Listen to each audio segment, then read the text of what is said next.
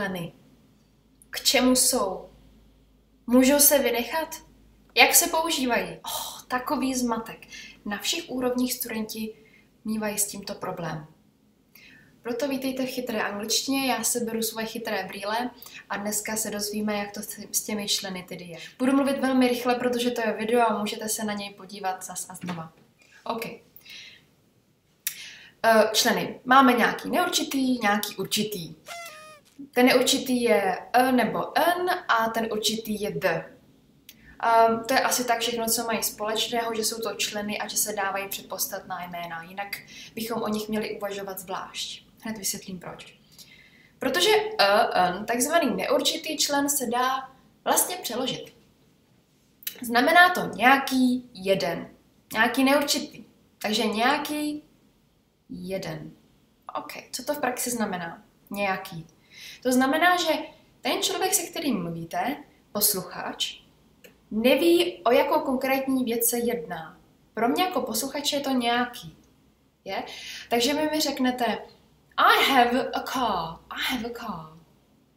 S neurčitým členem. Mám nějaké jedno auto. Jo, v okamžiku, když si to takhle můžete přeložit, mám nějaké jedno auto a dává to smysl, tak tam bude n. Okay. Ale když budete o něm mluvit dál, tak řeknete and the car is red.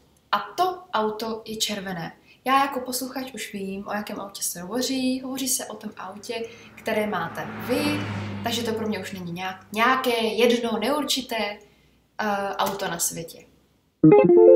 Pojďme hlouběji. Znamená to teda nějaký. OK. A jedno. To znamená, že to nemůžeme dát před slova, která se nedají počítat, kterou nemůžeme říct jeden.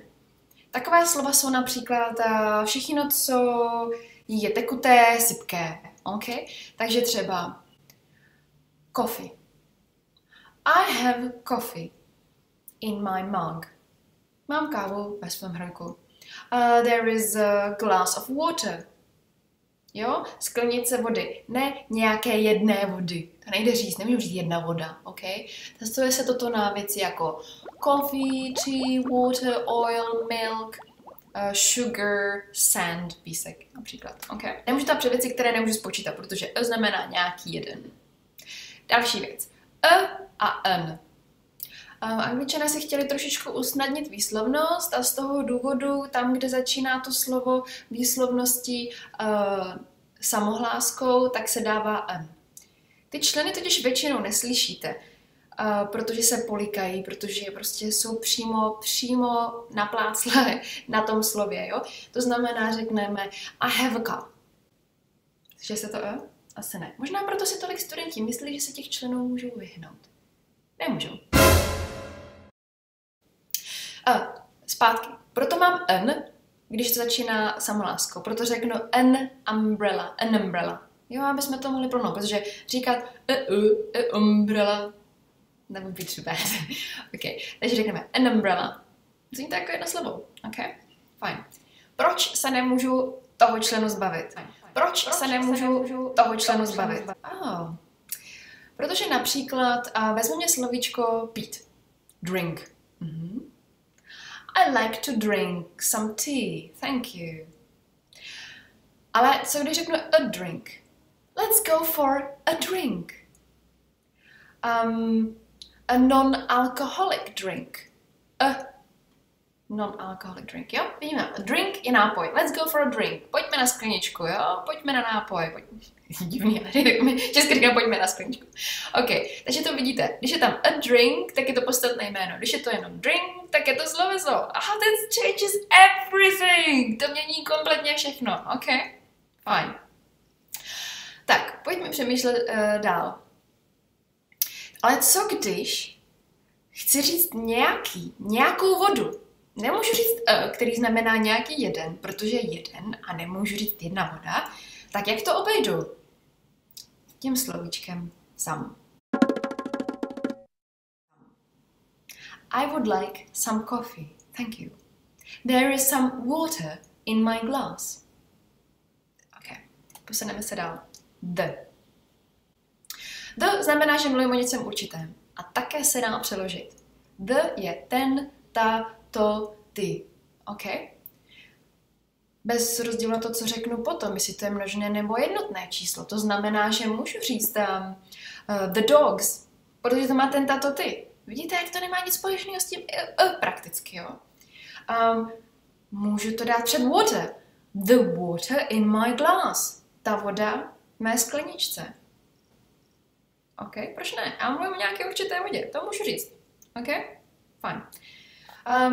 The a the. Věděli jste, že před slovem, které začíná samohláskou, pojďme si vzít znova umbrella, pojďme si znova vzít ten deštník, tak se to the mění na the. The umbrella. The umbrella. The umbrella. The umbrella. OK, aby to nebylo the umbrella, protože, jak jsem říkala, ty členy oni polikají. Lepí je na to slovo, tak řeknou the umbrella, aby to trošku oddělili. OK? Musíte to brát podle toho, kdo vás poslouchá. Jestli on ví, o čem mluvíte, nebo neví. Fajn. Co to znamená? Znamená to například to, že u některých věcí posluchač vždycky bude vidět, co máte na mysli. Proč? Protože ta věc je třeba jenom jedna jediná na světě. Například internet. OK? Vždycky, když budete o internetu, tak řeknete the internet. A už začala jsem ohlásku. The internet. OK? Because I know which internet you're talking about, jo? Protože já vím, o kterém internetu hovoříte. O tom jednom. Jako bonus, věci, které jsou na světě jen jednou, dostanou capital letter, dostanou velké počáteční písmeno. Takže internet by se měl psát s velkým I. I v češtině, pokud vím. OK? Tak, teď si rozřešíme například typickou chybu, že se zapomíná říkat the u slova the Czech Republic. Trošičku faux, protože o Čechách asi mluvíte docela hodně, zvlášť třeba cizinci. Pojďme se teda zjistit, jak to je.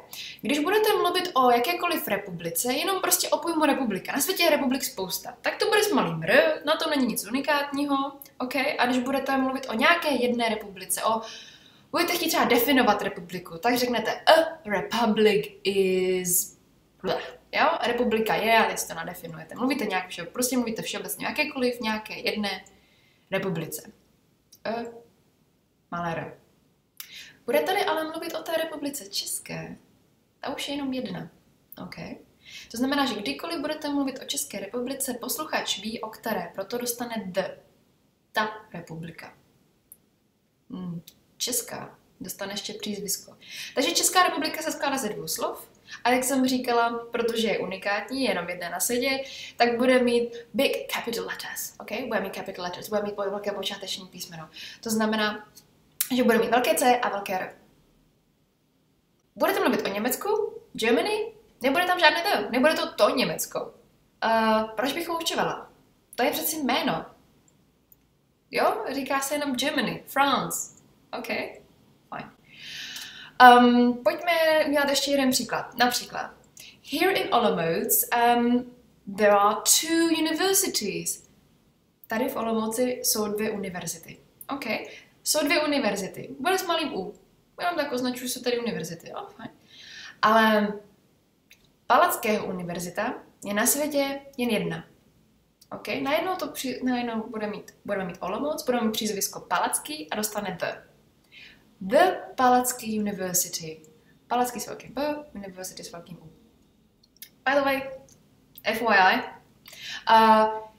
university se vyslovuje přes J, ne přes U, ne samohláskou, proto je to a university.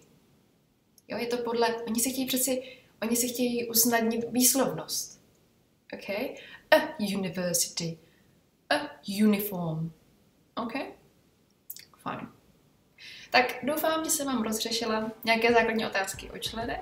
Určitě dělám ještě jedno video, protože vždycky jde něco zkomplikovat a vždycky jsou někde ještě nějaké výjimky. Ale tohle vám určitě stačí.